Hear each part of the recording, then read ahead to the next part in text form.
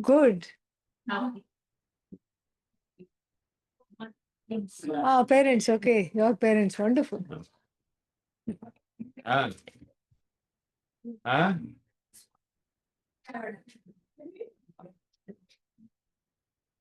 It's சரியா இருக்கு.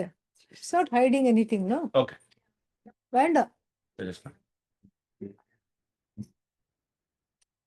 Hello. ஆரம்பிக்கலாமா? Or you're expecting more people? Everybody's stuck in the traffic. Everybody is Stuck in the traffic. stuck in the traffic. There's so much traffic. Oh, There's so much.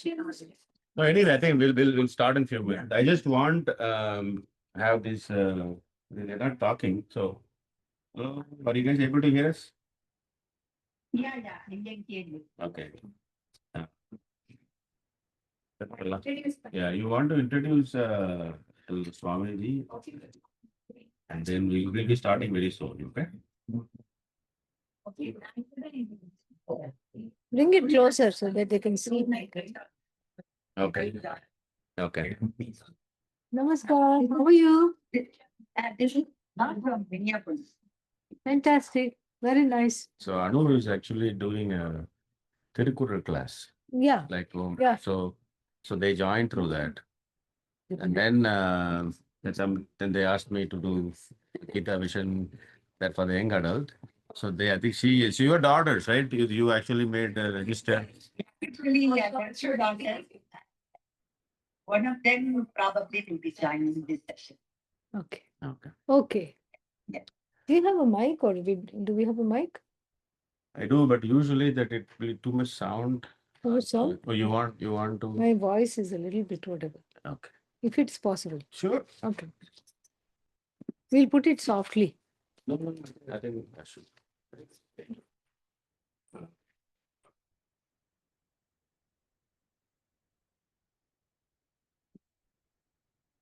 Did you call Deepthi? Yes, no, I'm all set. Getting set. I'm expecting one phone call. I'm on vacation, but nevertheless, it's all. Okay. It's okay? Yeah. All right. Why won't it be? No one is writing. You're going to crash with Deepthi or they're giving No. you your own room? We sent her earlier message. It hasn't been connected, so I'm not very good. Who? Wani. Vani. Okay. She said yes? No, she's gonna check out. Ah, okay. Okay. Yeah. She, Wani's rooms are nice. Yeah. Okay. She said she will be for any couple of hours. Yeah. So she will let us know. And then next morning I'll. Yeah. Yeah. Yeah, you can. Yeah. Of course. But where do you go? Ah. मैंने रखी थी वहाँ पे Ah. basement, and पता है हाँ, lady को वहाँ हाँ, का उसको तो वो तो आज ड्रॉप थी लेकिन मानी बड़ी ने मैंने सेंड किया कि आज अच्छा था आज Yeah, yeah. मैंने बोला जाओ देखो तो उसने सारा छाप मारा ऑफिस मैं किचन का रूम स्टार्ट कर दिया No problem. It's okay. तो आपने बोला कि आप तुम्हें खा गए Yeah, yeah. Okay. कल किनवा बना लेंगे. No problem. Yeah. Yeah.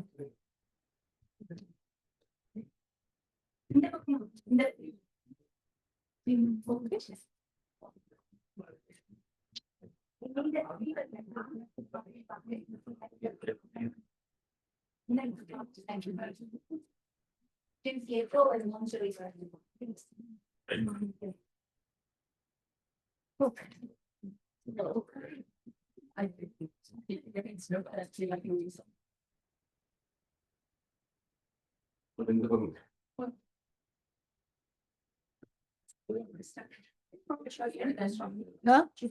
Who brought me here? The tired looking one. Because at least she's looking tired. No, it wasn't too bad. Only one crash. If the crash was not there, that would have been fine. Yeah. But traffic in the DC area is the worst. So much traffic. That 495 is just, There was it exists only to exhaust people's karma. That's right.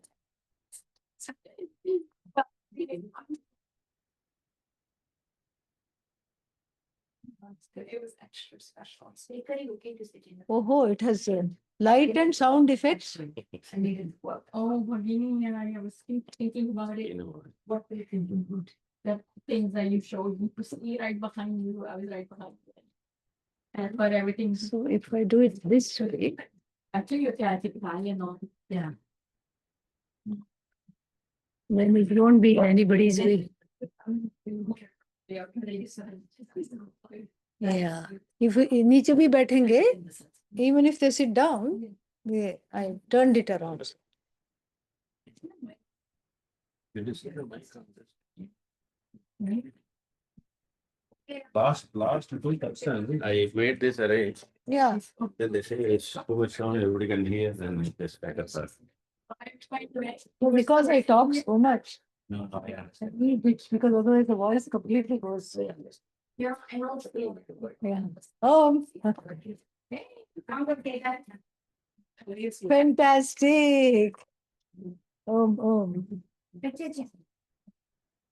Very good. She's everywhere.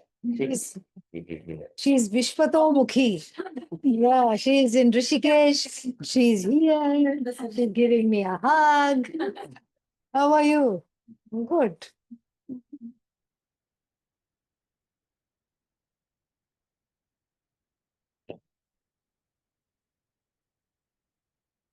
You may need to, is it okay? Ah, hold it, no problem. Yeah. Wireless, huh? No, Wired. leave it Okay. wired. Okay. உட்காருங்க எப்போ வந்து இங்க June And இருப்பேளா yeah you had told இருப்பேளா இந்த some more days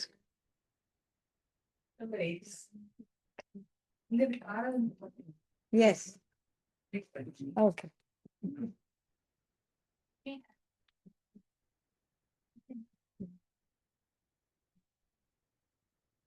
Swamiji.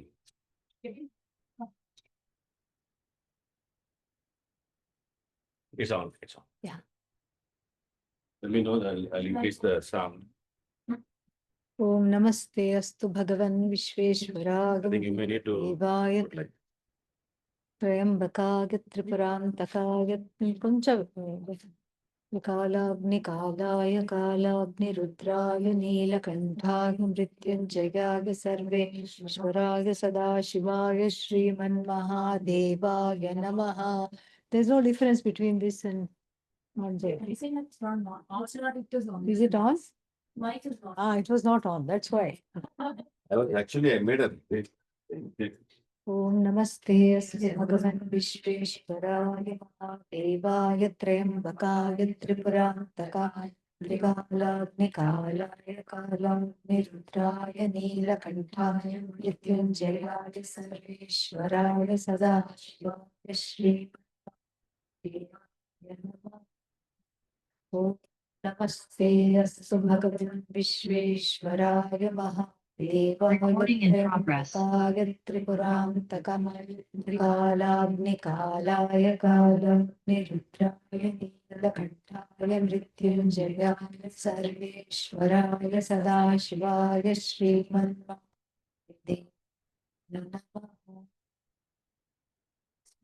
I don't know, something happened there. No, nothing. Is it recording? Yes, Swamiji, it is recording on cloud.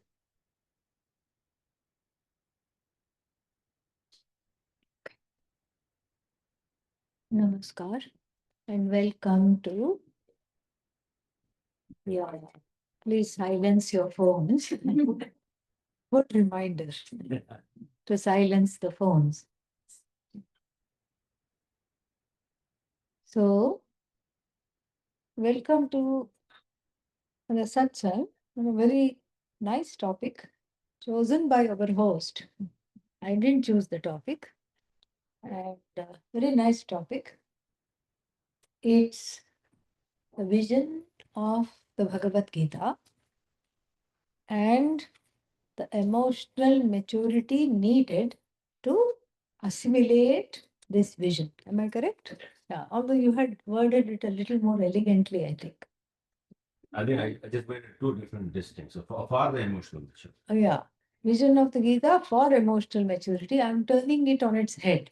I'm going to make it do Shirshasana because it is, yeah, it is emotional maturity for the vision of the Gita. Hmm. That is how we have to look at it.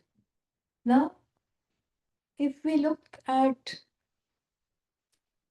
the vision of the Bhagavad Gita, we find that we can take any verse. Some verses are there which will have the two main topics that the Bhagavad Gita deals with. What are the topics? One is called Yoga Shastra.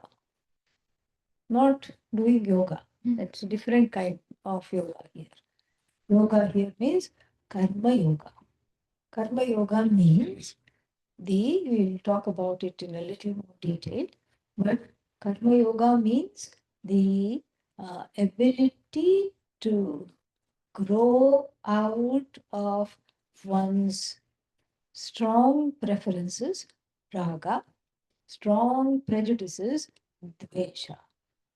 The ability to grow out of them for the sake of gaining the temperament that it takes to assimilate the vision of the Bhagavad Gita. So there are two topics. The first topic is Yoga Shastra, Karma Yoga. Karma Yoga means, it's not doing work without money. That's not Karma Yoga.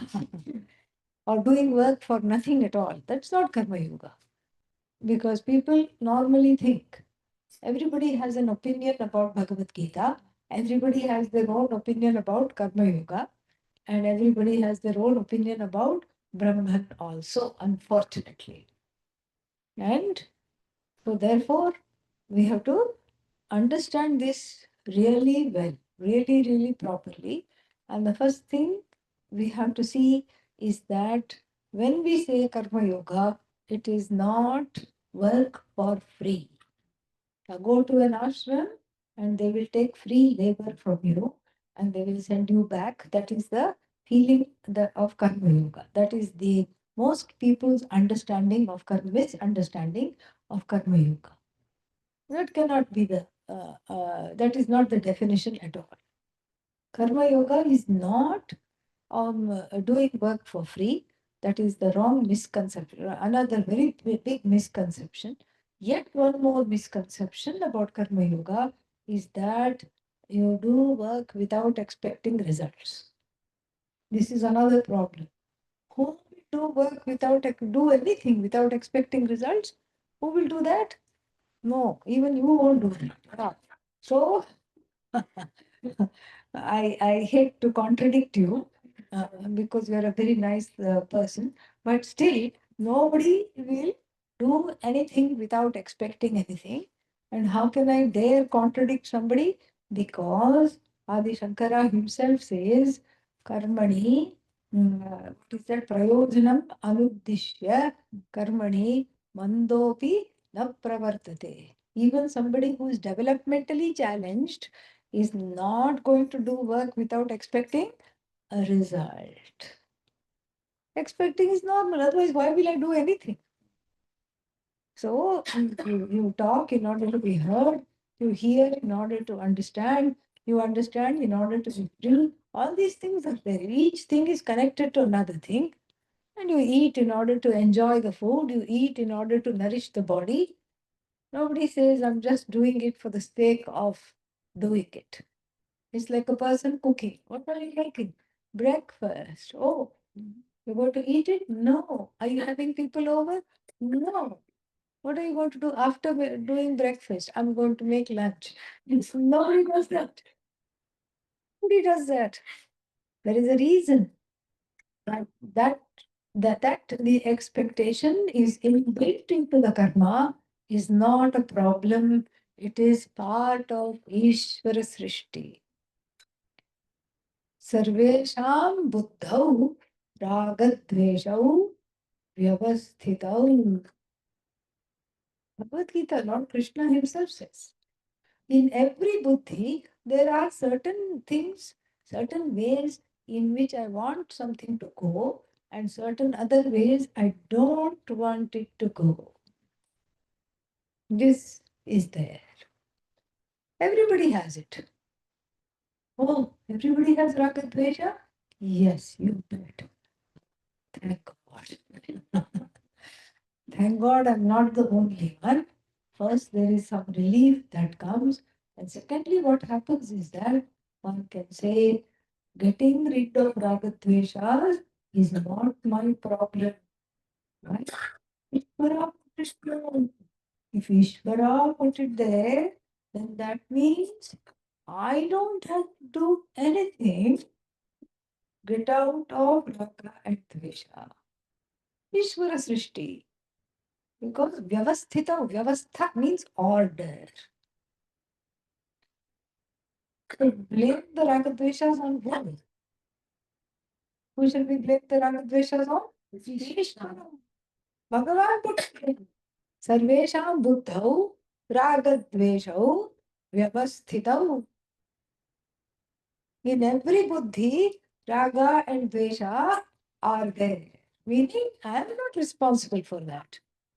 This gives another relief. My raga dveshas, whose problem they are now? Ishvara's problem.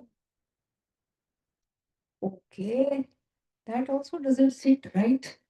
It's each time I get angry, each time I get upset, each time I have a desire that I can't get rid of, it is whose problem? Ishvara's problem, if I say, that also doesn't sit very well. Something is funny here. What should we do then? Let us study the next line.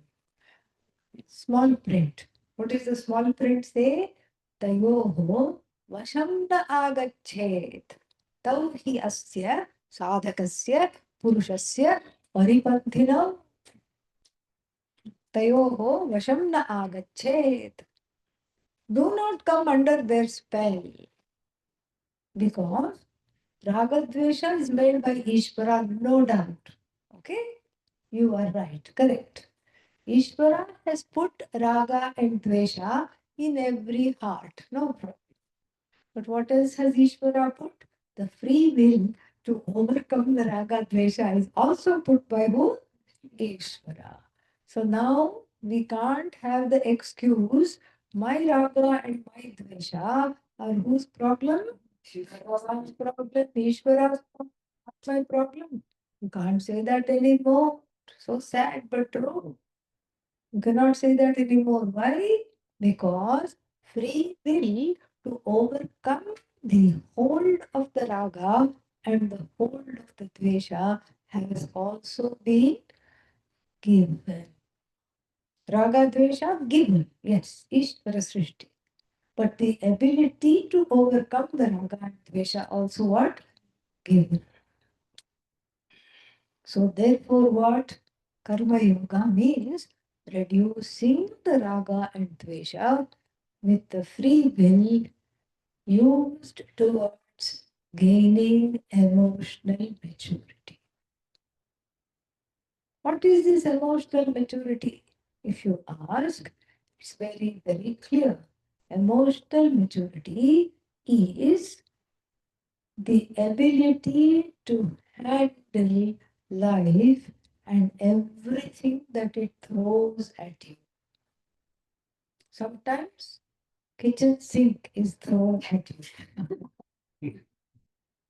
They say, no, everything including kitchen sink. What happens when the kitchen sink is thrown at you? You get a sinking feeling. That's what it's saying. Okay? Get a sinking feeling. Oh my God, what am I doing? Why is this happening to me? Why me? Pujya Swamiji used to always say, you have to the emotional growth is growing from why me to why not me. Just add one not. And all the other KNOTS go away. This way, so the free will to overcome the raga dveshas are given. Ragadveshas are also given. Herein begins the dance. Lord Nataraja has a dance, correct? Yeah. The Jiva also has a dance. What's the difference between Lord Shiva's dance, Nataraja's dance, and the Jivik dance? Big difference. With Lord Nataraja's dance, it has rhythm, it has momentum. Jiva's dance is the dance of a cat on a hot tin roof. Okay.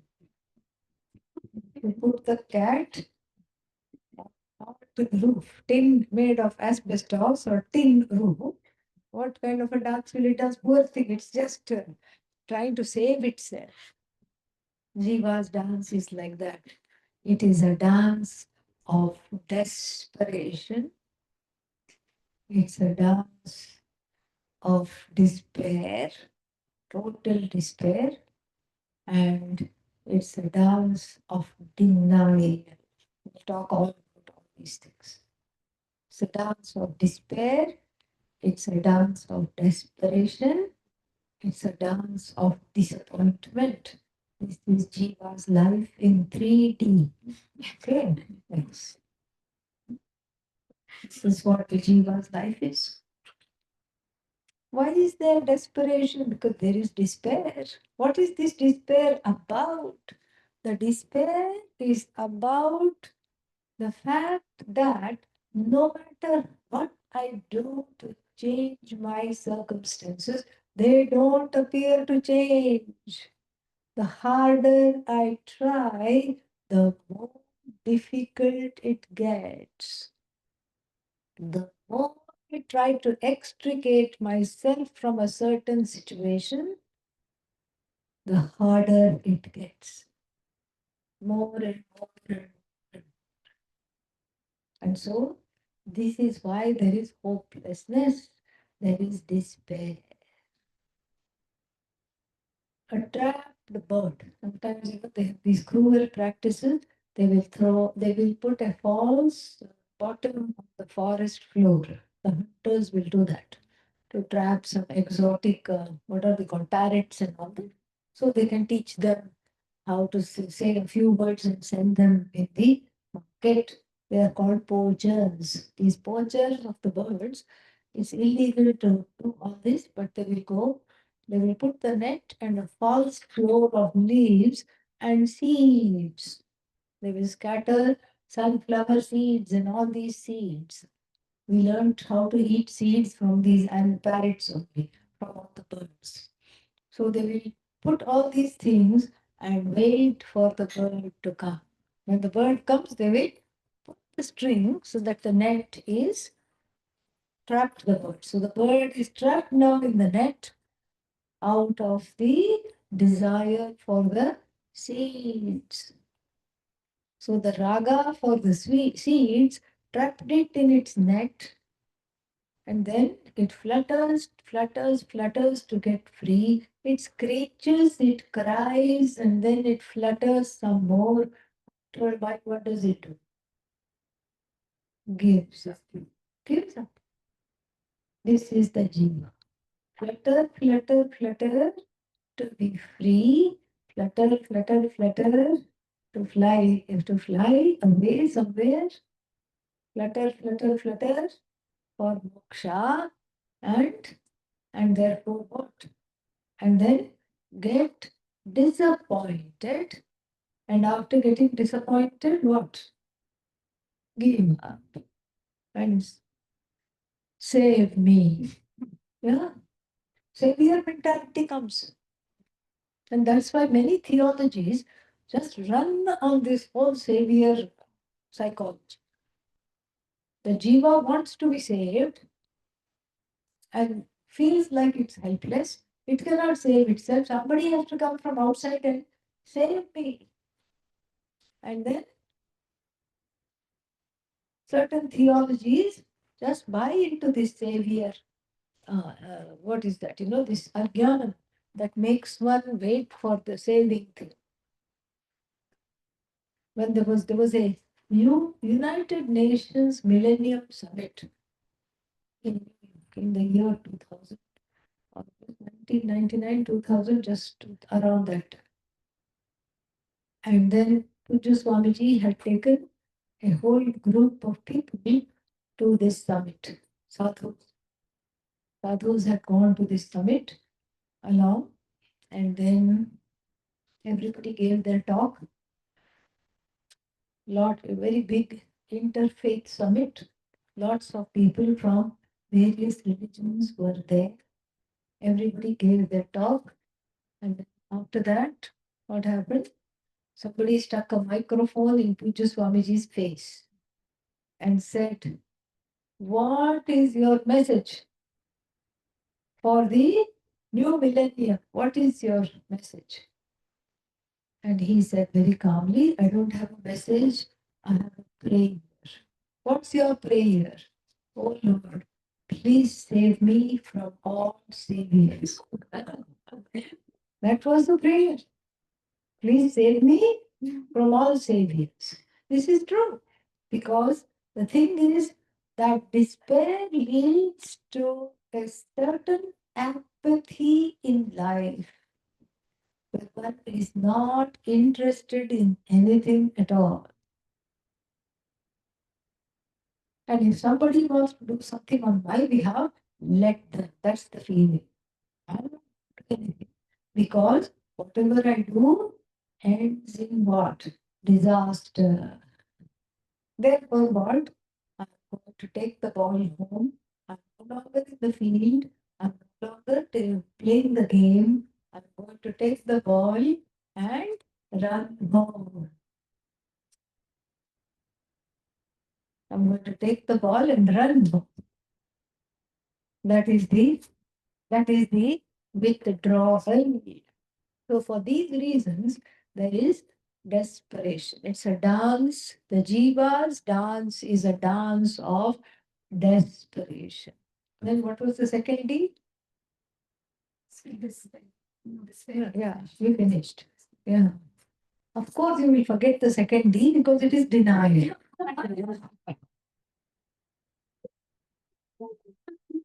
Of course, that's forgotten because one is in denial. This is the jiva's dance of denial. It's like it's kind of cute in some ways because it is too innocent to be true in a way, because it's like the kitten drinking the milk. It has entered the kitchen. Okay, it is in Indian kitchen. The road is, the window has some bars, and then it's just outside of the road. Maybe it's a ground floor apartment, and it enters the kitchen, and then milk is out there left to cool. It's the right temperature, neither too hot nor too cold. So this Goldilocks kitten comes into the kitchen and looks around. Lady of the house, man of the house, nobody is there. One child is there, it says, "Come on, drink." And then, see, nobody there, it starts to drink. How does it drink? It has a guilt feeling because anybody can come because of experience of many kitchens. Okay, so it knows. It has been to many pakashalas, and then it has received rolled newspaper, on its side, so it knows that this will lead to sin. I shouldn't be found out. So what does it do? It shuts its eyes tightly and drinks the milk because it thinks nobody is looking. Nobody is looking. Nobody is saying this. So I'm fine. And so the jiva is like this. The question now comes, what is it that we are denying? What is it that we are denying? We are, according to the Upanishads, we are denying our own nature. What is our nature? Satchidananda. And in English, Satchidananda means That one is an appreciative, demanding, non-complaining, accommodative, compassionate person. Satchidananda. This is what it means. Okay? This is the direct translation of Satchidananda. So tell me, who amongst all of you present here does not want to be an appreciative, non-demanding, accommodative, compassionate, and above all, non-complaining person? Who doesn't want to be that? See, nobody raised their hand. That means everybody wants to be that. Not only in this room, because we have a biased sample, we can say. We are all into spiritualism, into Vedanta, into Bhagavad Gita. We can say that. But you go ask this same question on the roadside, anywhere in the United States, in Canada, in Mexico, in South America, in any country, you go to African countries, anywhere, you go to Antarctica, you go to the Arctic, anywhere you go, ask this question, what will be the answer? They will all say, I want to be this. Why? Because Satchidananda resonates. I resonate more with the non-complaining person rather than the complaining person. In fact, that's my complaint. Why can't I be a non-complaining person? I resonate more with the accommodative person rather than the person who is a ninja, offensive, defensive, trying to protect itself all the time. And many times, what do we do when we try to protect ourselves? We just throw everybody else under the bus. That's what we do.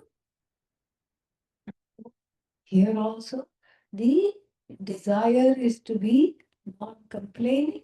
The desire is to be accommodative. The desire is to be the bigger person. I want to be the bigger person, but somewhere the smallness catches me. And I say to myself, I have to do what they did to me. Why? Because they should have a taste. I have to show them what I felt like when they did this to me, whoever the they is, doesn't matter. So I have to show them what it feels like. So I have to do something, not because I hate them, I love them, but I want to show them how it feels like. So I want to do this to them. But I want to be what? An accommodative person. But how do I behave? Non-accommodatively. I become a cop, monitoring it, hyper vigilant and monitoring everybody all the time. All the time monitoring, all the time hyper vigilant. Yes, scoot closer, and then everybody who's sitting in the front row can go to the chiropractor after the talk. Like that.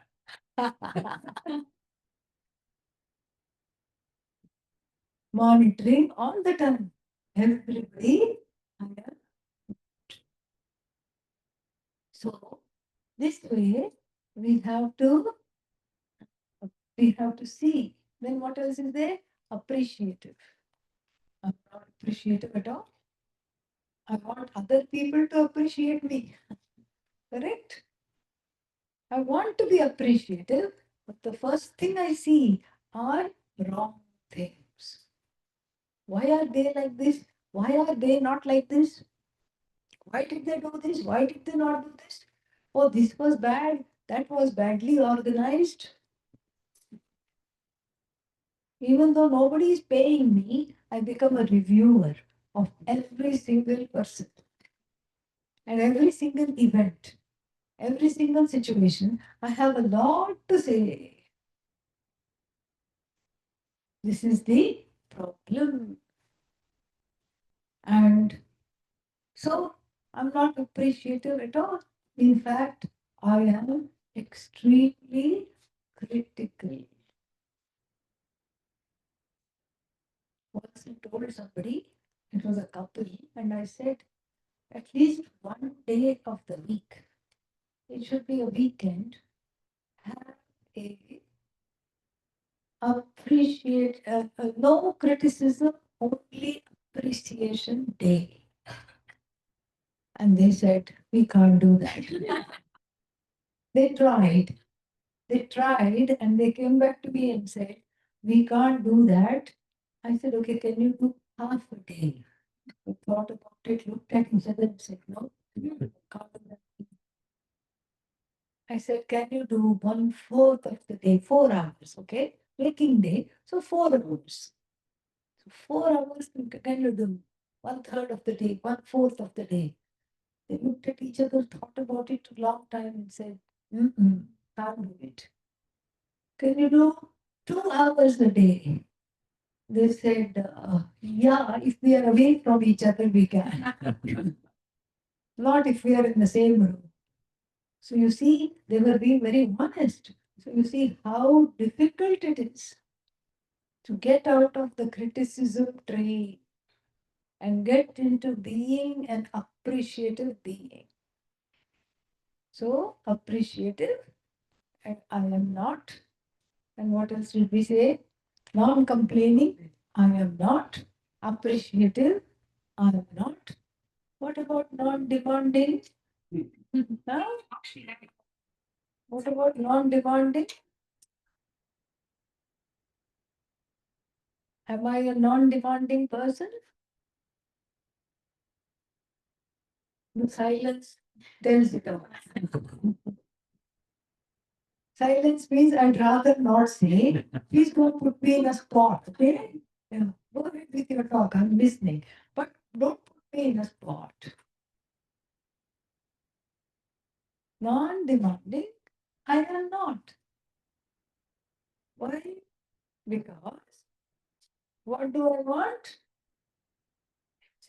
What is it that I want? I want everybody to give me my due. Everybody should be kind to me. They should be accommodative and understanding towards me. They should be nice to me. They should cut me a lot of slack. They should give me a lot of leeway without me giving it to them. This is our expectation. I want respect. All this the Bhagavad Gita deals with. 13th chapter is about gaining 20 values through which this emotional maturity is understood and gained. Emotional maturity is this growing into an appreciative, non-demanding, compassionate, accommodative, and non-complaining. This is what one has to grow into. So we are in denial about that. We are in denial about, I want to be this. We have shut down the portals that will lead us to our true nature. We have gone far away from our true nature of being just a simple human being. Simplicity is a lot. It really is beautiful. But we have made our lives extremely complex and complicated. Totally complicated. Don't know where we are beginning, don't know where we are ending, and the head is full of all kinds of contradictory thoughts, and one feels far away from anything meaningful. We lack anxiety. Even as young ones, we lack a sense of connection to our job, to our goals, to the people in our lives, even to nature. Simple things which give us joy, we are disconnected from completely. All it takes is just to see a flower. Naturally, we smile. A sunset. I never give sunrise example. Why? Nobody has seen it. That's why. Nobody is awake. Sunset we have seen. Sunset. But what is that in us that has made us into a jaded, faded jiva? That we cannot take the time to appreciate a little bit of beauty. I once hiked up to the top of a hill. There was a place where you could see the sunset in the Pacific Ocean. Hill. And you could time your hike so that when you went on top, you could see the sunset and then you came down. And there was a family that came huffing and puffing after I sat down to just admire. They also that, and it was very clear that the motivating factor. The husband was like, "What are you doing here?" Two teenage boys were like, "There is no signal for self. This is torture. This is a punishment. What are you doing?" You could tell. And she was just like getting it going. Guys, isn't this wonderful? Guys, 2 more steps, we are there. I could hear them, I could see them, I could hear them from the back. So they came down, they came up the last bend, and then I could see all of them. The boys were, the eyes were all glazed, not at all, not at all happy, not at all just with the program, just to even see. There was no open mind, nothing. And then she turned to her husband because he was her last hope, because the boys were no hope boys. Okay. And so she turned to the husband and said, "Honey, isn't this wonderful?" Pointing to the sunset. And he looked just to just out of obligation. He looked and he said, "It could have done better." It could have done better. It. It is Bhagavad here.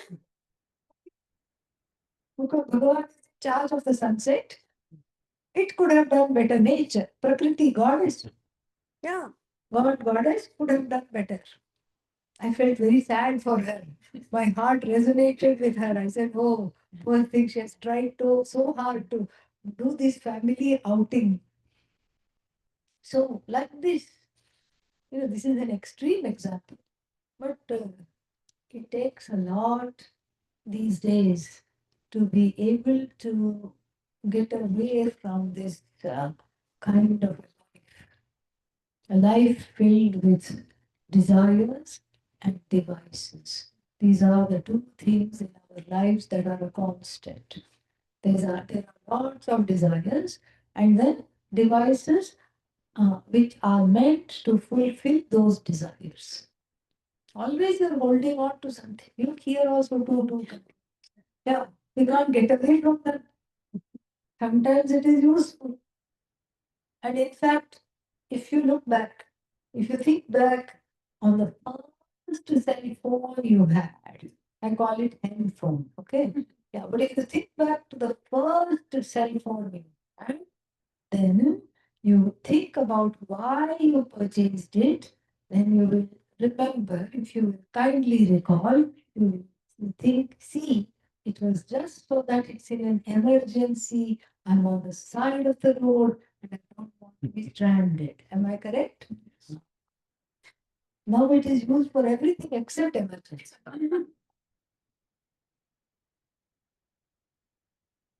We don't say hello anymore, but where are you? Yeah. It's another form of hypervigilance. Where are you? Meaning, why are you not here yet? So it has taken the surprise out of life. And when that surprise is not there, what replaces is a kind of a denial. No, surprise means what? It is denial. There is nothing other than denial. I refuse to be surprised means I have become Sarvagya. Do I know it? Only Bhagavan refused to be surprised. Everyone is surprised all the time. And if we are not able to look upon the world, which is this Jagat, with wonder, if we are not able to look at other jivas in this Jagat with wonder, if we are not able to see the creation of this whole creation, Ishvara's creation, with wonder, then we are in need of help, serious help. And so going away from one's nature as Satchidananda causes these kinds of problems. So that was the second D, denial. What was the third one? Despair, denial, disappointment. Disappointment. The disappointment comes out of overindulgence of everything.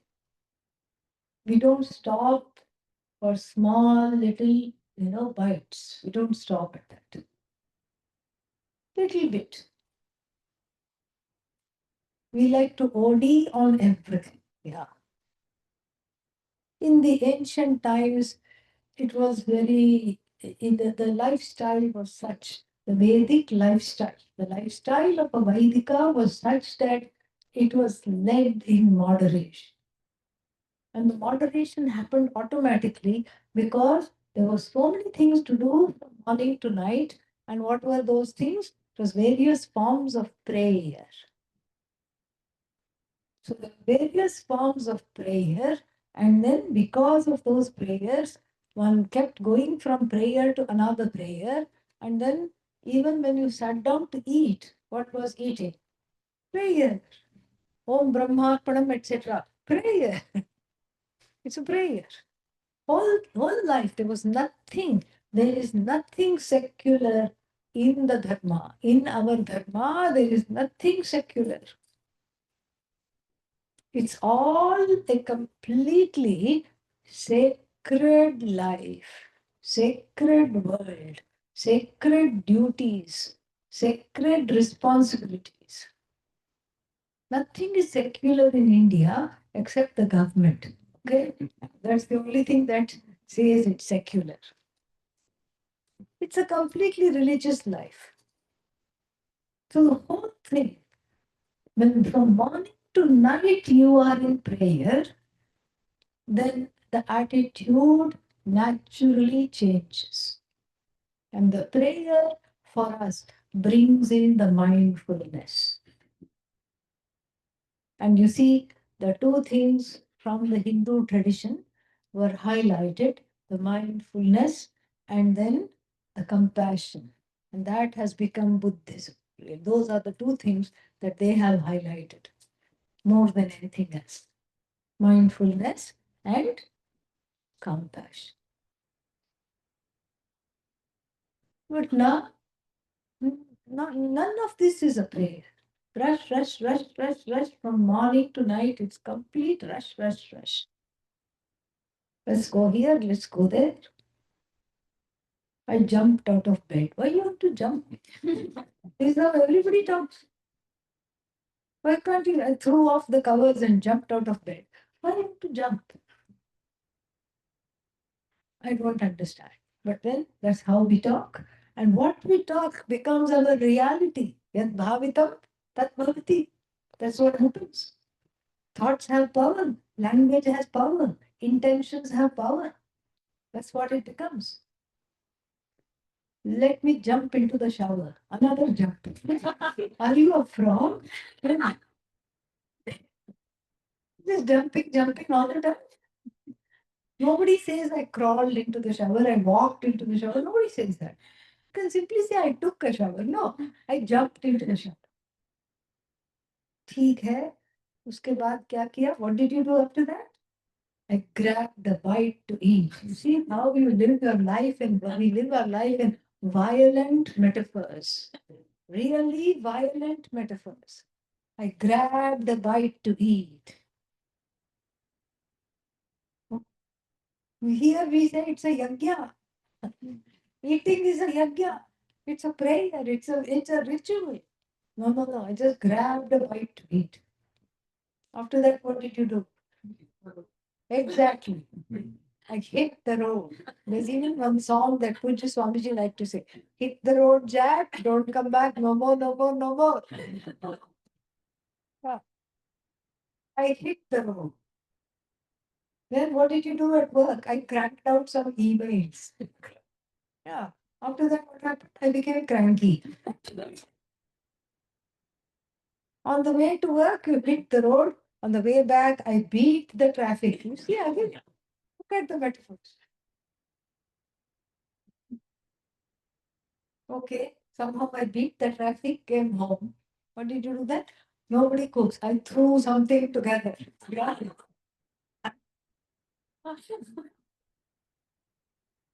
And if you're a young adult, you say, I just nuked it.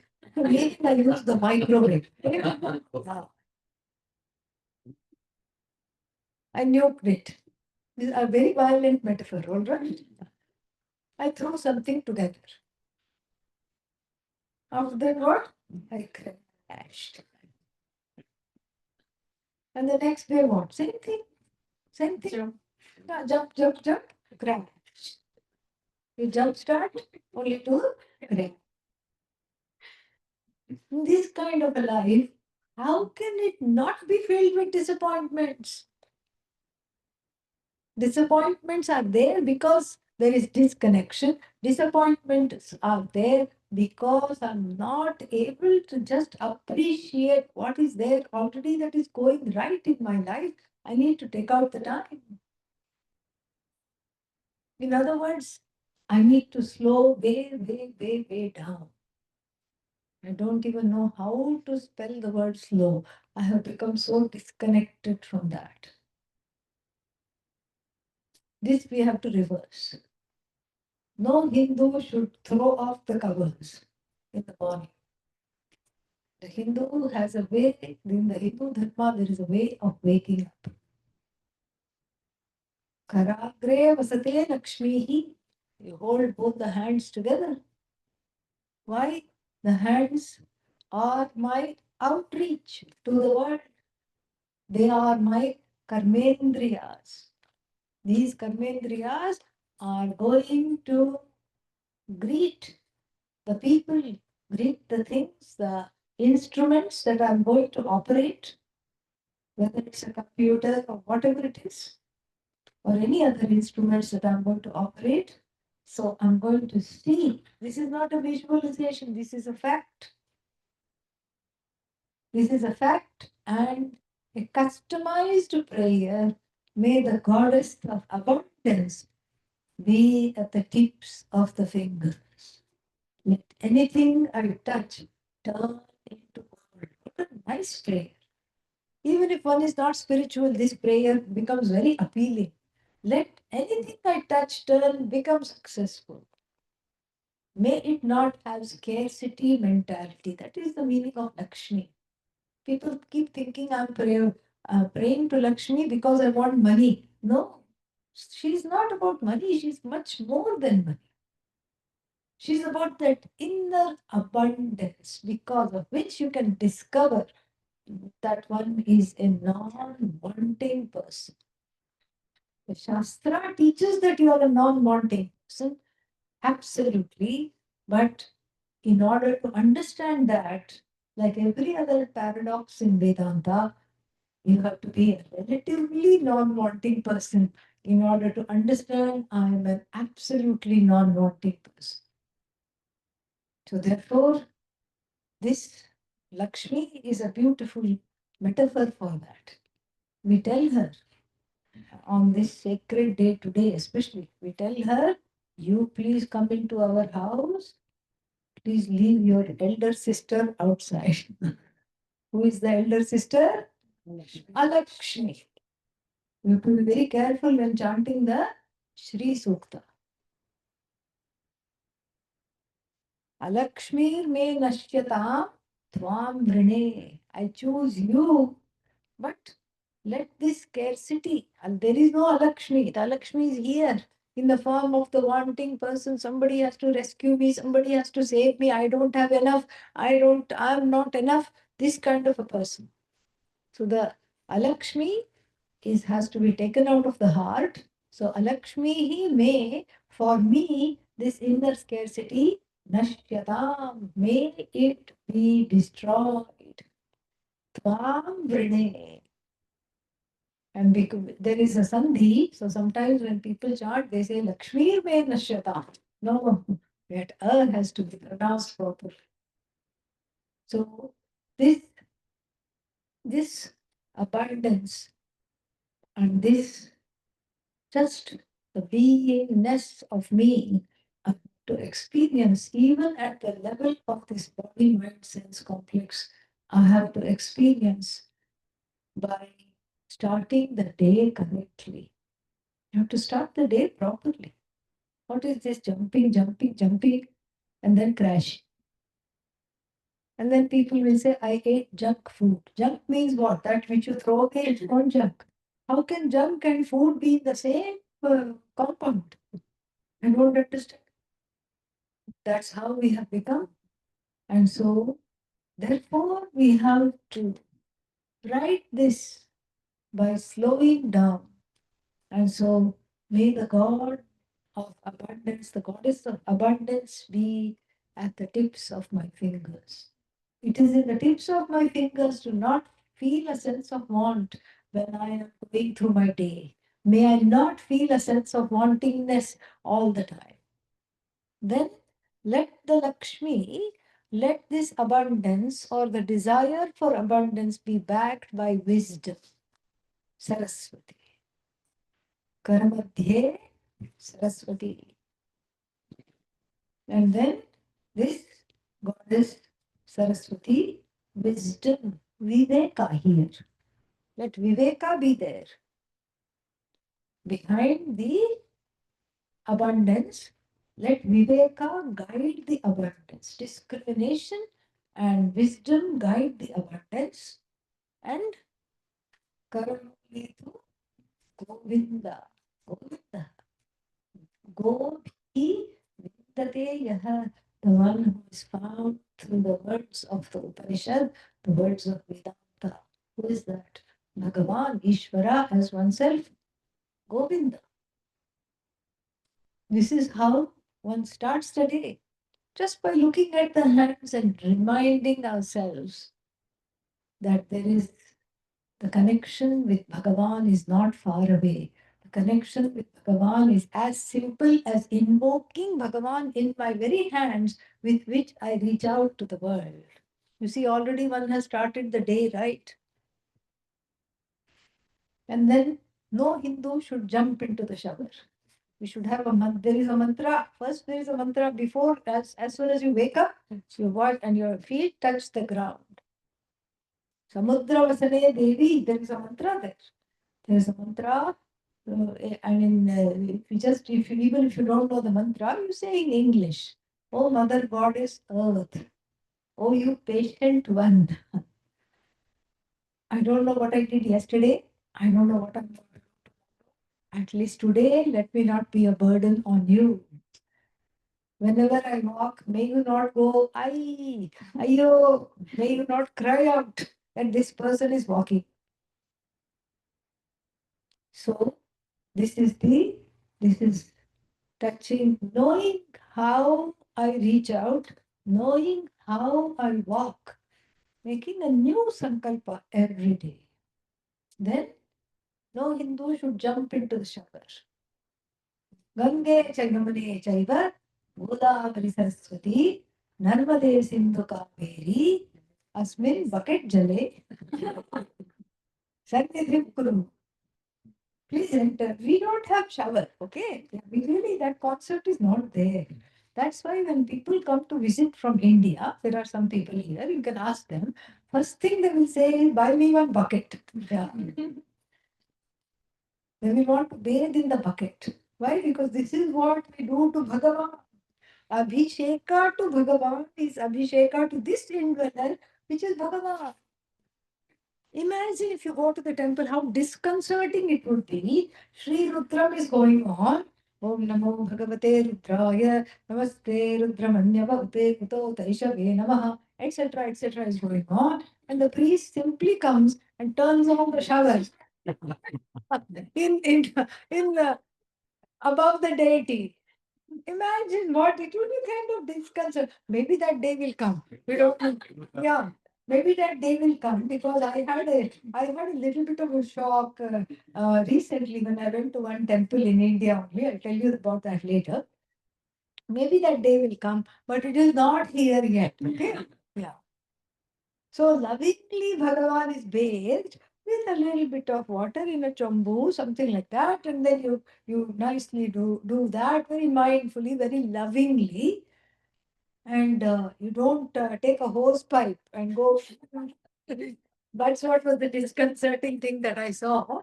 That in one Rama temple I saw, and not only just a hose pipe, they closed it so that forceful water comes, and they are going like this, and so even that day may come, but it's not here yet.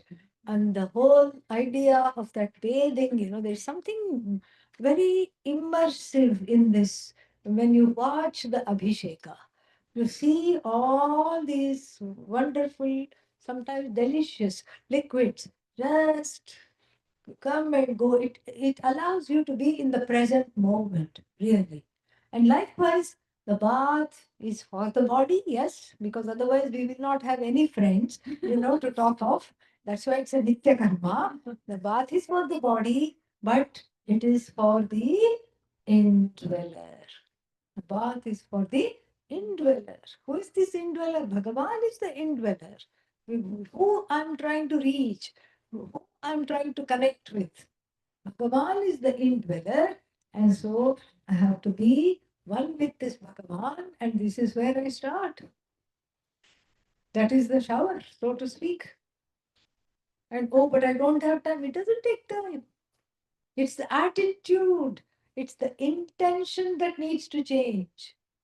How long does it take to change the intention? Not much time. You're doing the same thing. Even if you say, I have only 10 minutes, same 10 minutes you can do, but then you're doing it differently. That is the idea. You're doing it very, very different. And nobody should grab a bite to eat. This is a yajna. The fire is already in the tummy. What is the name? Vaishvanaraha. The fire is called Vaishvanara. It has got a name. The fire has a name. The hunger in the form of the fire has a name, and I am feeding the hunger because I'm feeding this fire, and the fire is Vaishvanara. Vaishvanara, if the fire has a name, the fire is what? Lord Agni Bhagavan. That is why you have to be very, just like when you have yajna, will you just ball up a roll of newspaper and put it there? Just some kachda, you put it there? No. But then we put kachda in our stomach every single day, all kinds of things. These days, there's a lot of talk about ultra processed foods. Ultra processed foods are foods with more than 3 ingredients. At least let it be 4. No, only 3. 3 main ingredients it should have. Otherwise, it's called ultra processed foods. And the more we eat that, the more it affects the gut. The more the gut is affected, the flora in the gut. There is Bhagavan in the gut. That's why you say, I have a gut feeling. That's Bhagavan talking. That's the voice of Bhagavan.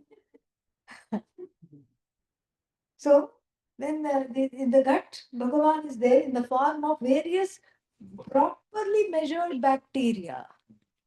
And then we keep eating the things we should not eat. We don't eat the things that we should eat, and then after a while, what happens? You can't eat anything at all. That's what happens.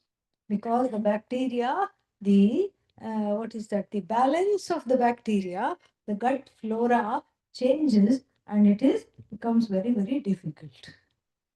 So, in order to come back from our ways and then make the food into yajna, eat simply. Simple things. Doesn't matter what it is, just simple things. Eat and then eat it as a ritual, as a bigger yajna than just my hunger. It is feeding Bhagavan in the form of Vaishvanara. Then, after that, what do we have? Nobody should hit the road.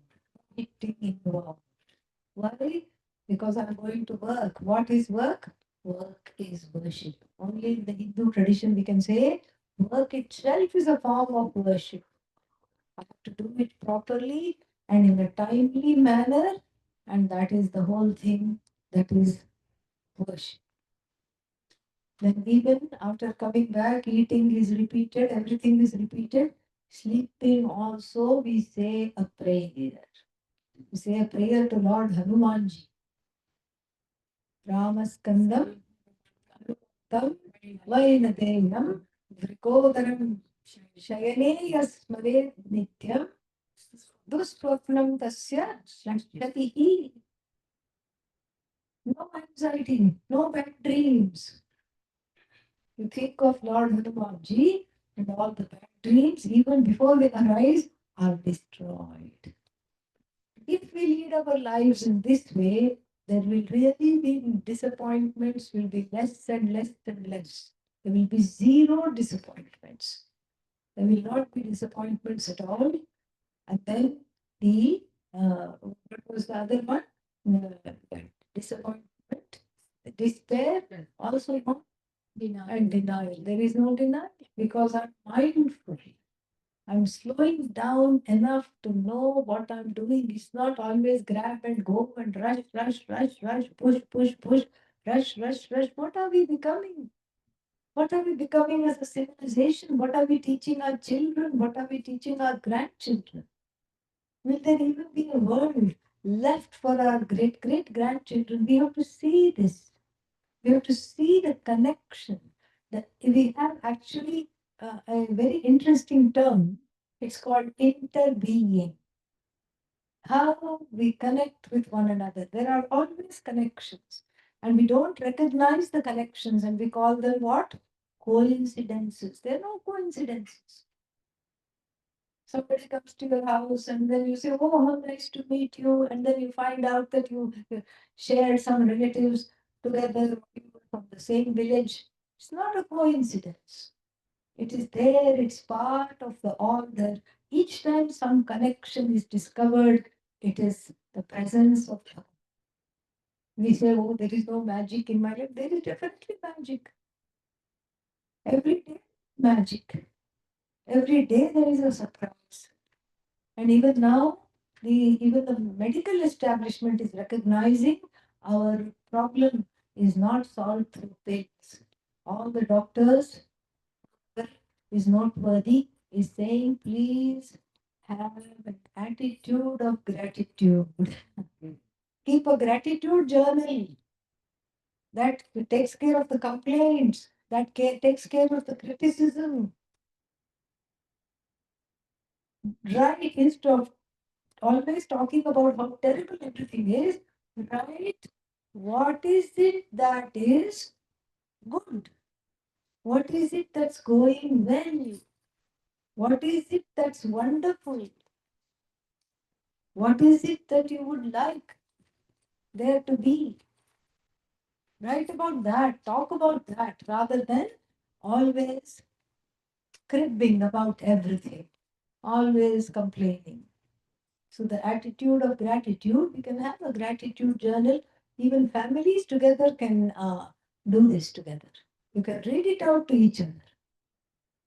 And that takes care of the appreciation, takes care of the boredom, the feeling of constant apathy, that takes care of the denial, because I'm present, I'm doing something that takes care of a lot of things. And if we do one day right, we are already so much closer to emotional maturity.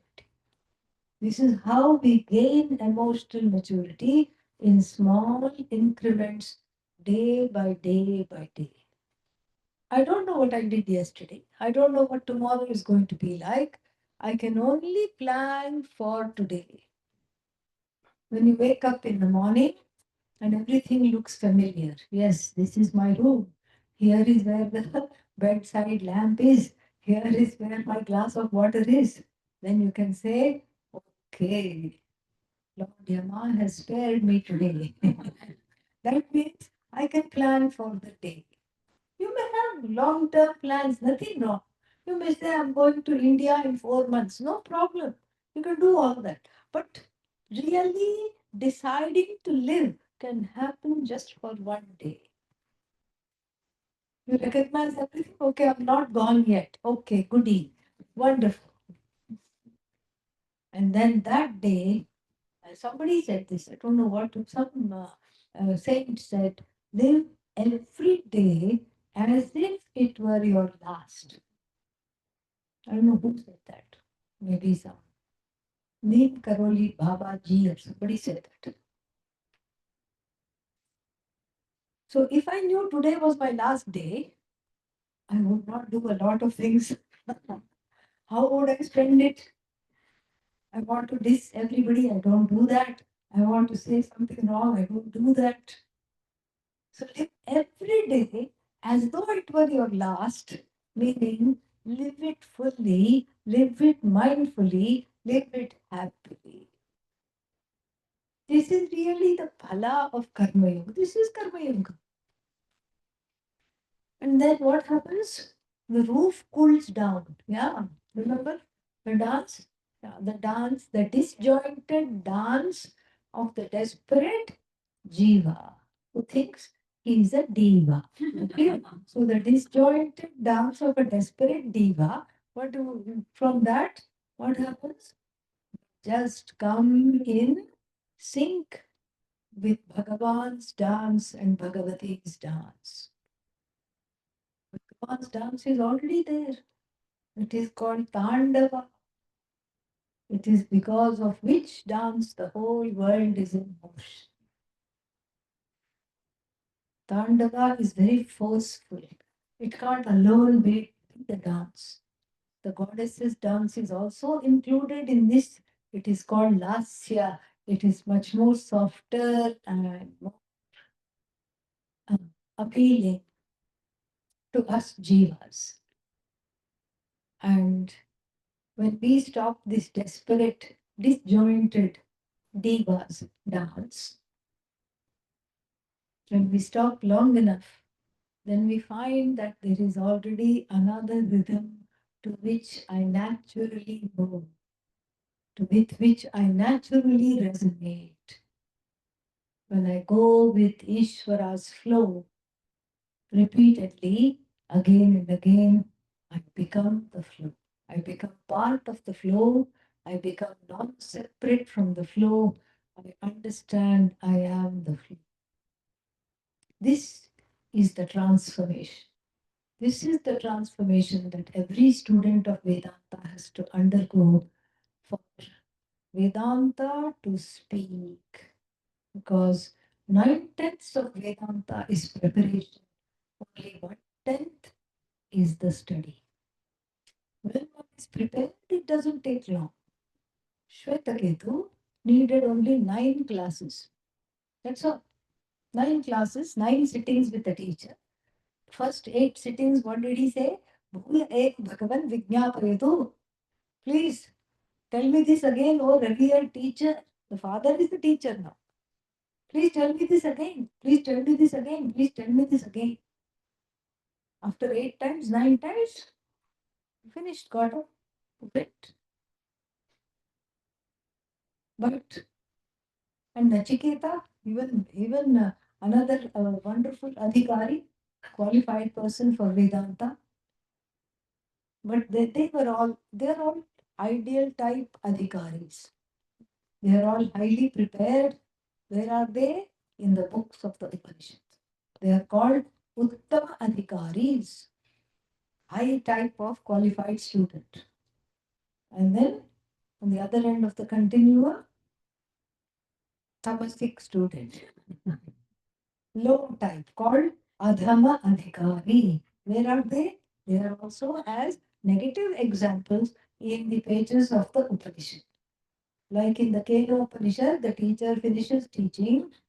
Questions are, yes, Upanishadam, oh, he, oh, sir, teach me the Upanishad.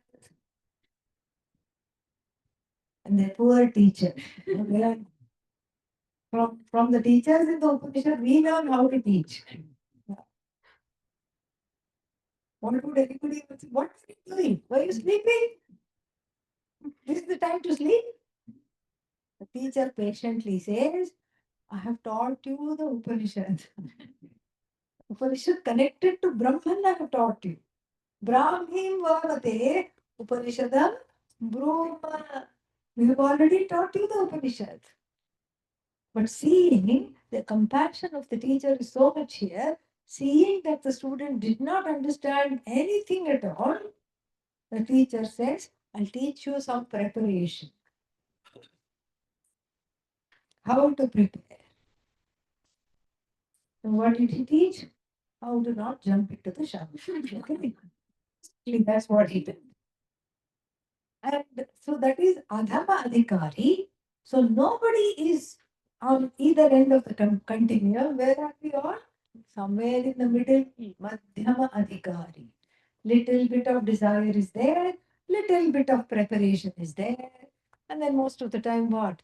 That is also there. That is also part of the reality. And so therefore, we have to we have to gain the adhikaritvam, meaning we have to be in such a way, we have to lead our lives in such a way that the Upanishad speaks to us, that Brahman speaks to us. Otherwise, we go away thinking, this Vedanta is not for me. I'm already too busy, too many things going on, no time for Vedanta. No time for Vedanta means denial, no time for me, I'm saying. If I'm saying I have no time for Vedanta, what am I saying? I have no time for myself. Asanneva sabhavati, asad brahmeti veda chet, asti brahmeti chet veda, santamenam tato viduriti. Taittiriya Upanishad. Asat eva sabhavati. That person will become Asat. Asat means as the opposite of Sat Chit Ananda, Asat, non-existent. The one who says there is no time for Brahman, there is no Brahman, there is only me, is as good as a rank form of self-denial. If you say there is no time for Brahman, that means what? There is no time for you. If you say there is no Brahman, that means you happen to be Brahman. You happen to be that because of which all the other pursuits are. And so if you say there is no Brahman, that means you're denying your own self. Asti Brahmeti Chet Veda. Supposing somebody says there is Asti Brahma Asti, Brahman is there. From Asti Brahma to Asmi Brahma, short walk, cake walk, really. Short walk. Asti, third person, Asmi, I am this Brahman. So for that, a lot of homework is there. Lot of prerequisites are there. And the prerequisites we don't have to worry about. They will come on their own if I am able to live my life mindfully, meaningfully, day by day by day. And then emotional maturity comes. I grow out of ragas and dveshas. I grow to be a much more calm person.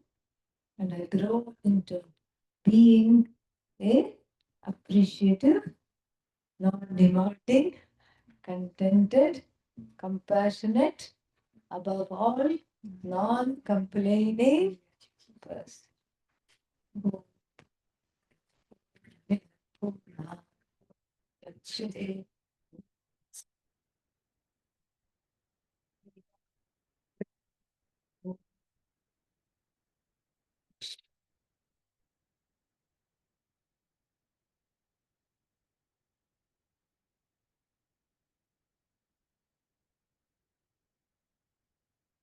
Yeah, any questions? We can answer some questions. Okay. Huh? Anu has a question? I think she has apples. She has apples. She doesn't have question. Apples. I think I have a question also. Yes. I think there was a Okay, she has questions and apple. Okay. Okay. Question is, what is the difference between the awareness and the witness? Awareness and Witness. yeah. So witness is the closest I can get to awareness. Because awareness is myself. And so Sakshi, Chaitanya. Chaitanya, awareness. Sakshi, the observing awareness. This awareness is what? Self-evident awareness. I am aware of the awareness. I am aware that I am aware. That is Sakshi. Same thing. No difference. But awareness I cannot touch. I cannot objectify.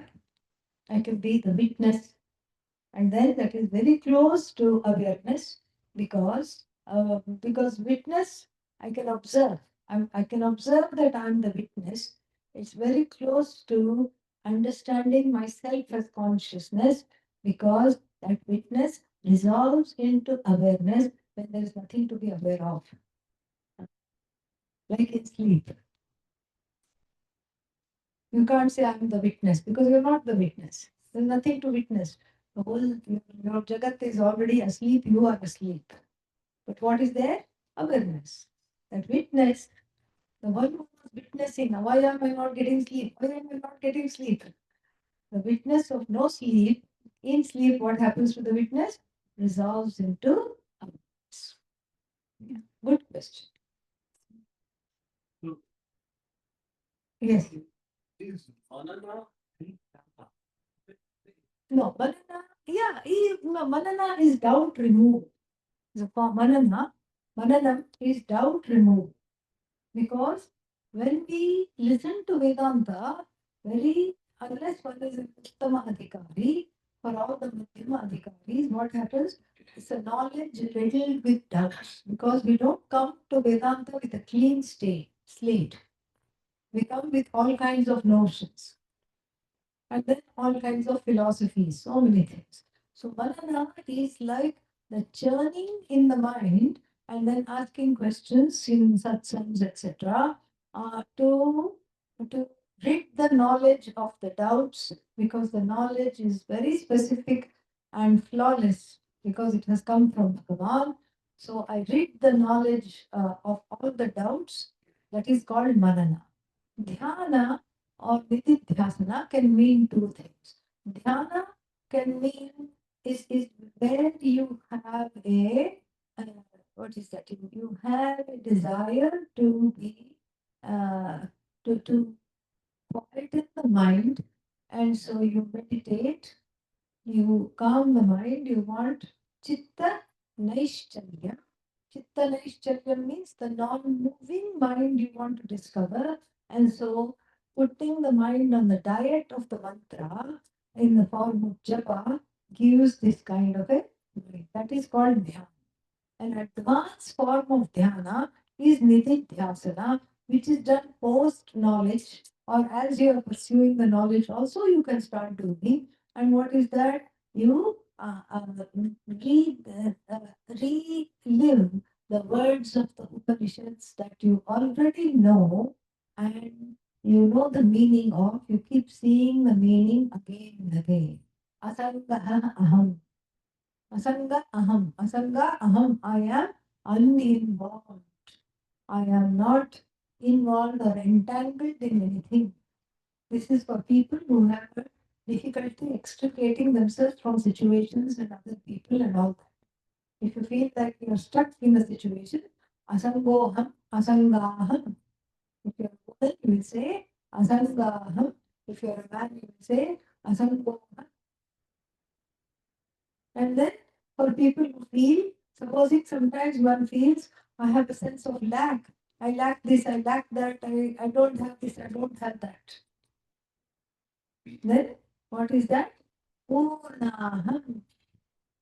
I'm full. This is the message of the Upanishads. Purnaham, Purnaham. For people who feel like I have a sense of lack. And people who say, I'm so sad, nobody loves me, I'm sad. Anandaham, Anandaham. Like this, repeating that, seeing the meaning is called Nididhyasa.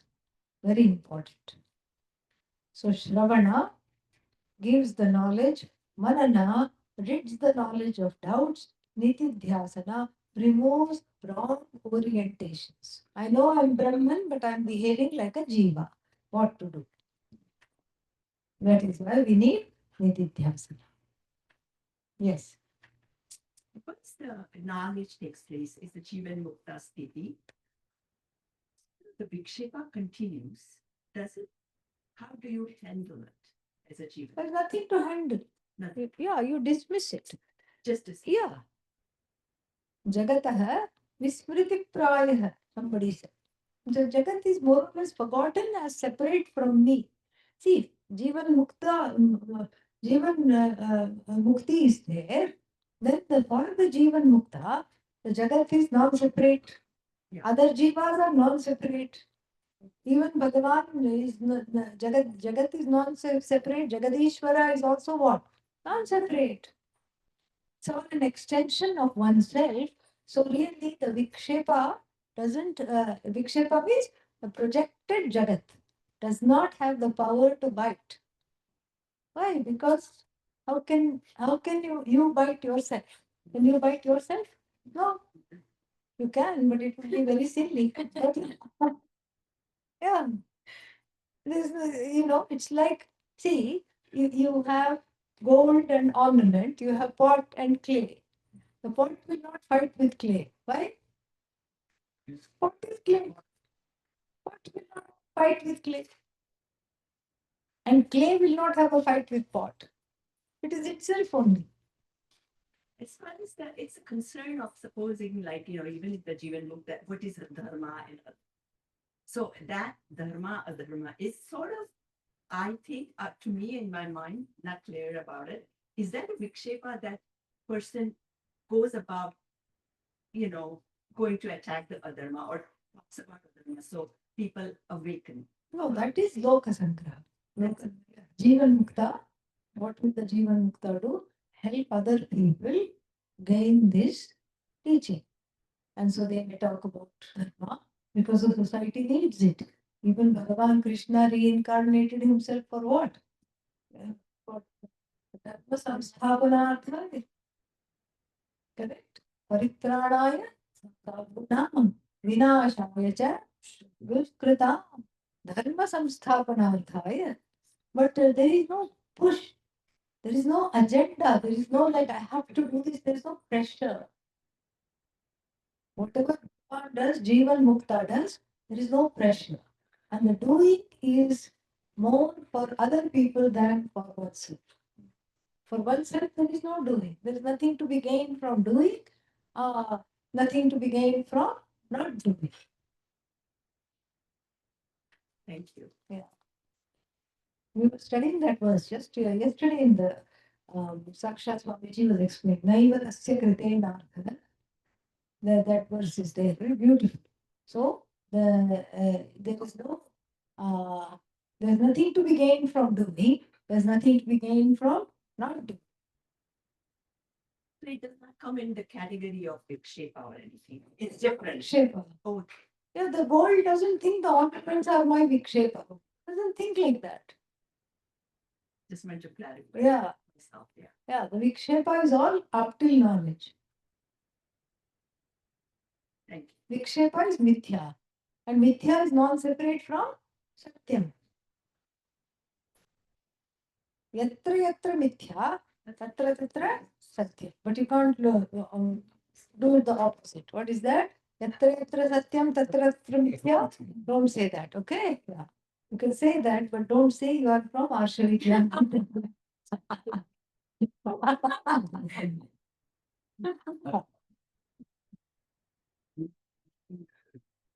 Yes. Does vichara take place during meditation or consciousness? Vichara takes place during Shravana. The content of the Vichara, the what is Atma Vichara, the Atma Jnanam is gained during Shravana. During Manana, whatever doubts that are there, surrounding or eclipsing the Atma Jnanam are removed. And during Nididhyasana, wrong orientations, I still have duties, I'm still like this, I have to be like this, all these jiva-like feelings, which are bad habits, they are gone. What exactly happens during contemplation? Contemplation, see, supposing it's like this. If supposing you for some reason you have to rewire, you remodel your house, and then the electrician rewired it so that when you enter the house, instead of the lights being on the right hand side, they are now on the left hand side. The first few days when you enter in the dark, what will you do? You automatically grow this side because that's where it was.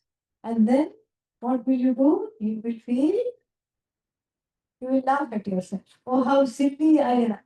What am I doing? And then you will look for the light in the correct place. Similarly, here, this non-appreciative, always complaining, non-accommodative, what else? Non-contented, and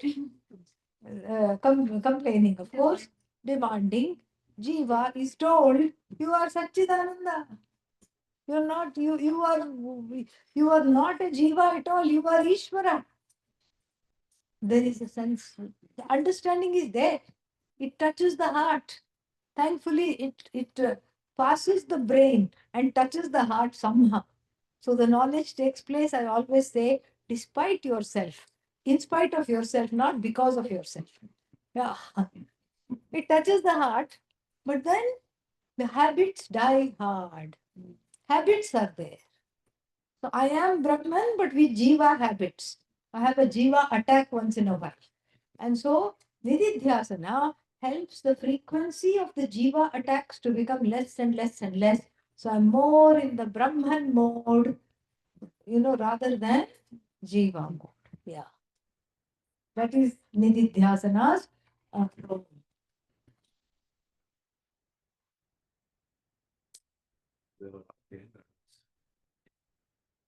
I see that. Yeah. So it's there. I think they were forcibly brought.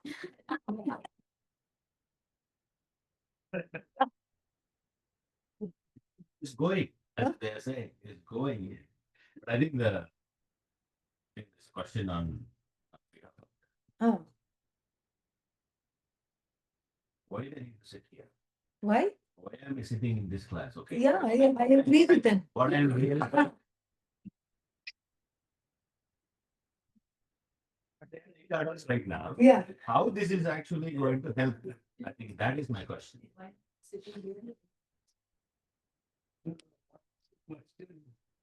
He didn't hear the question. Repeat the question, please. The question is, the young adults are here. They must be thinking that, okay, why am I here? Right? But I think my question is, what will they gain being We can take a survey, here? find out what they have gained. See, the thing is this, that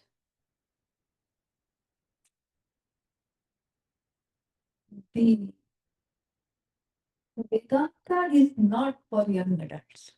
Okay? In fact, it could be for young adults, but it may not be for young adults.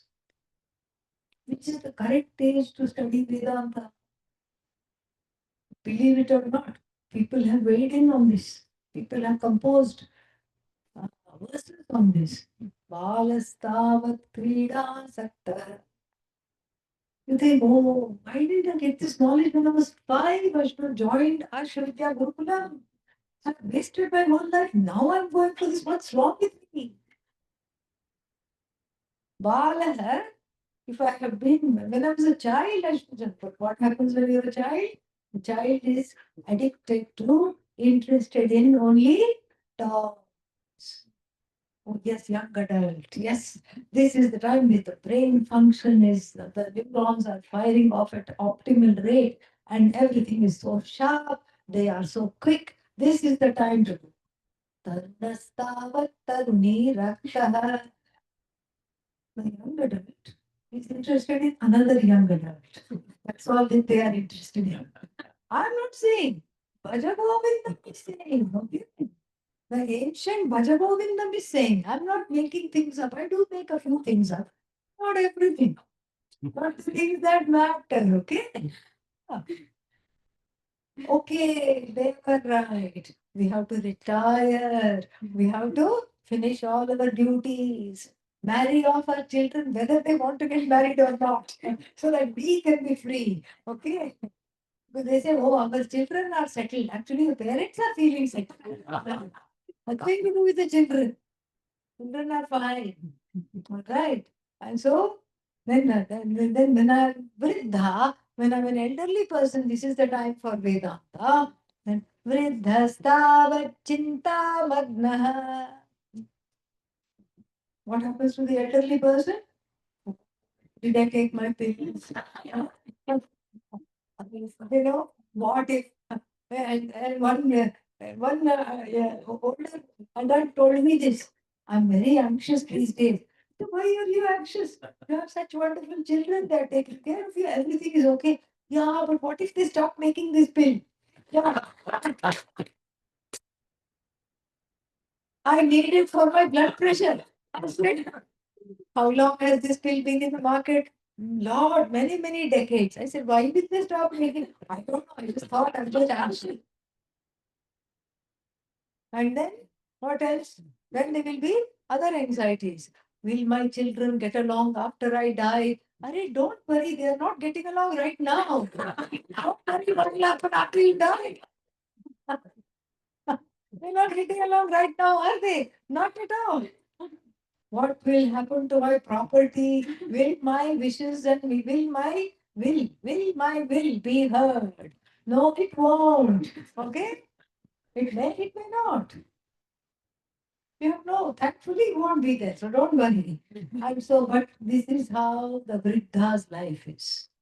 And the same, talking about the Vriddha, the same Bhajagovindam elsewhere says, Angam Galitam. Angam Galitam means, what is that? The bones have succumbed to osteoporosis. Galitam, the bones have melted. Palitam Mundam. Palitam Mundam means, what is that?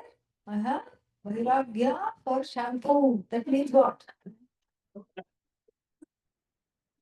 I have developed Vairagya for shampoo. Means not a single hair on the head. Dasanavihinam jatam tundam. Only soft foods when dentures are forgotten. No yati. The person is in a permanent question mark shape. Okay, bent. Grihitva dandam. With the help of a stick. Tadapina munchati, even then is not let go of what? Asha pindam, this big potly of desires the Vriddha is carrying, that's why bent like this. Doesn't go. So then, long story short, what is the correct age to study Vedanta? No age is the correct age. Every age is the right age, really. If the desire is there, it is the right age. You can't force the person to have desire. So it has to naturally come. What we can teach the young adults, values, attitudes, and what we talked about today. How to live in the day to day. How to have a sense of connection from this sense of disconnection. How to do a cyber fast. This is very important, yeah. Cyber Vratam, yes. Oh, when does that Vratam? I don't know about this. When does this noble fall? You know? Cyber Vratam tomorrow. One day, think aside, oh, but people will want me. We tell ourselves all kinds of stories. We tell ourselves, if I don't respond right now, at the end of the day, there'll be so many messages, I won't know what to do. No, but they want me to do something. This I myself have learned. How, that if you don't respond immediately, things Bhagavan takes care of things. Yeah. You don't have to intervene at all. You don't have the time to respond, so you don't respond. Then afterwards you say, sorry, I didn't see your message. They'll say, don't worry, it is all okay, it's over. Taken care of. So we need at least half a day of cyber fast. When? Very fast. Yes.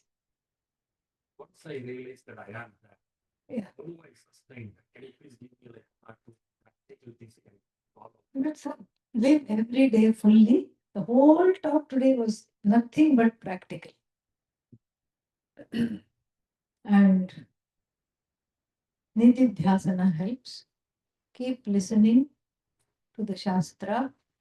Let the Shastra overwhelm the life of the wrong habits, the wrong notions. I have to let the Shastra overpower me.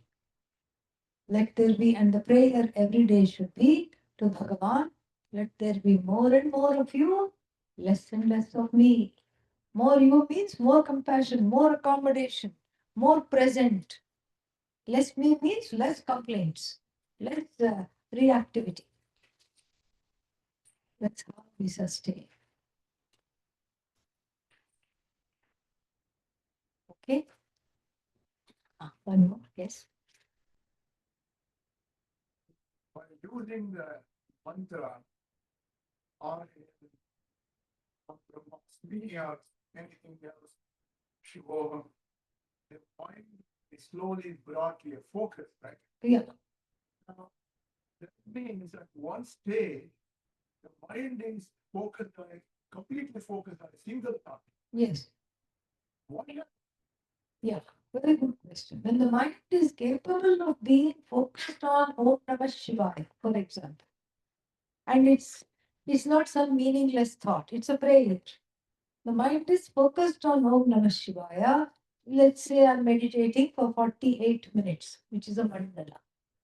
So for 48 minutes, I am focusing the mind on Om Namah Shivaya. It gets focused. That means that my non-meditative hours are spent in a much easier, more deliberate, more mindful engagement with the world. That is what we want. The meditation is for the non-meditative hours. How do I spend the non-meditative hours? Because usually what happens, Om Namah Shivaya, Om Namah Shivaya, Om Namah Shivaya, finished. And then after that, what? Back to the old grind. Yeah. Yes. Jump, run. Jump, run, grab, hit, beat, throw, crash. Yeah. That is what it is. So here, I'm not always running ahead of myself. I'm present. And why is it? Why should the mind be in the present? Because the present is Bhagavan. Past is also Bhagavan. No, but the timelessness is Bhagavan. Bhagavan is beyond time, and the closest avenue to beyond timeness is by inhabiting now, inhabiting the present.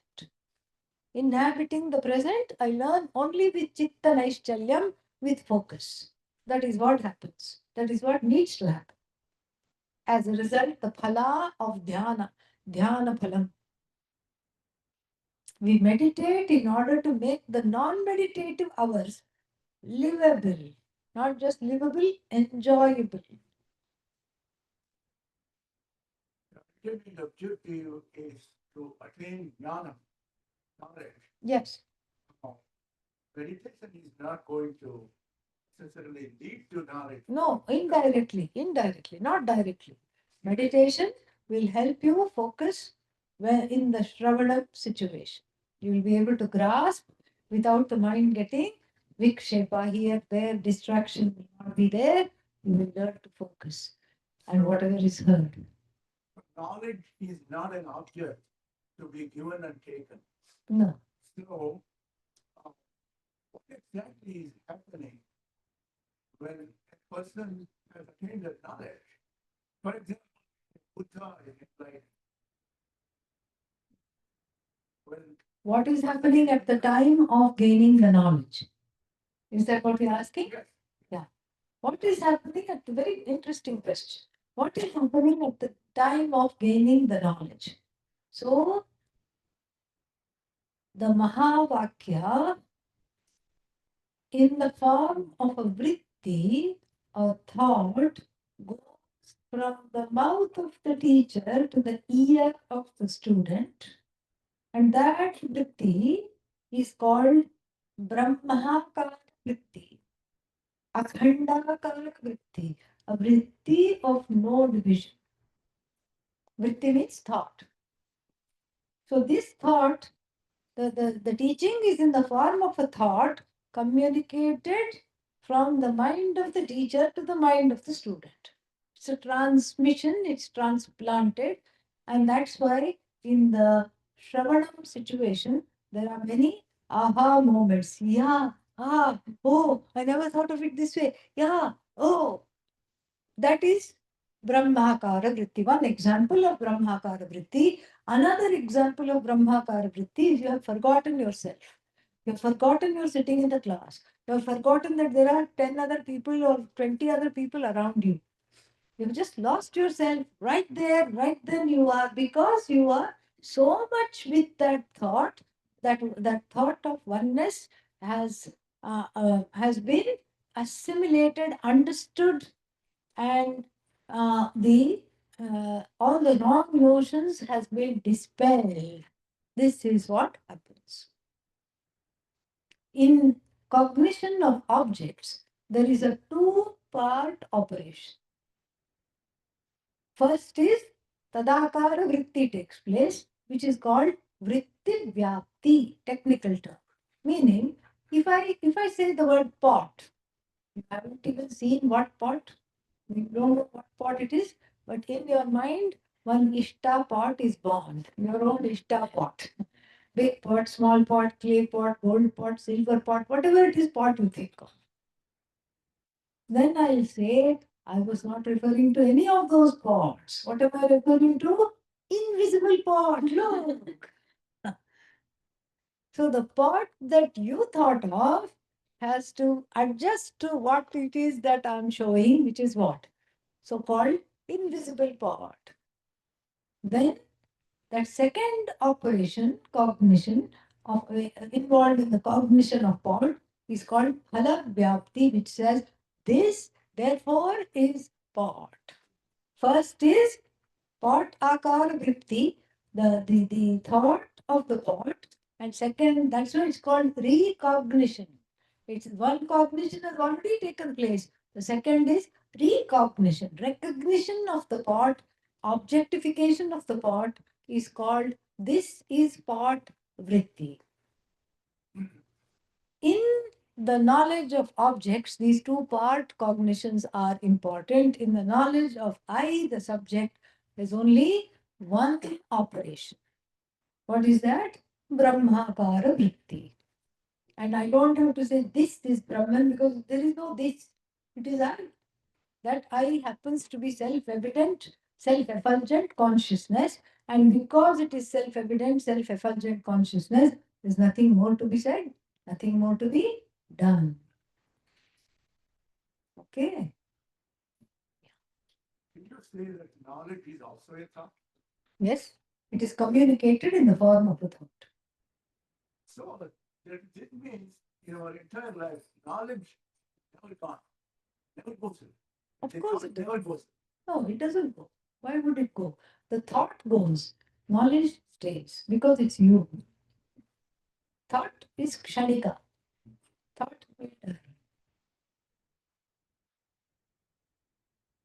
But what has that thought done? That thought has a lot of power. It has blown open the concrete with which I surrounded the heart. Stone walls around the heart were there, stone walls of division, stone walls of all these things that kept me away from everybody and everything. This one small vritti has broken asunder the walls, then it can die. It doesn't need to be there. It self-destructs. Kshanika vritti.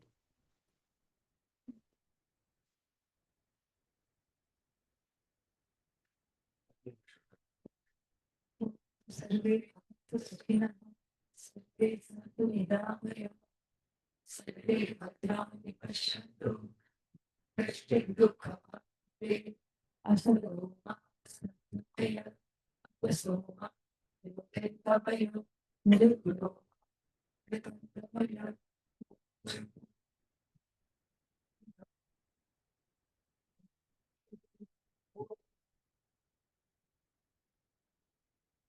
शिष्यते भिक्षा भिक्षा हरिभो हरिभो. Thank you.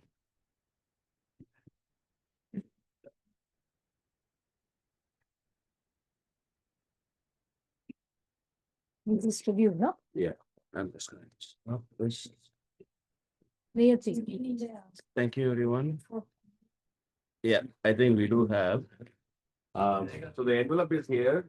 As a family, you can come and take a prasada. And if you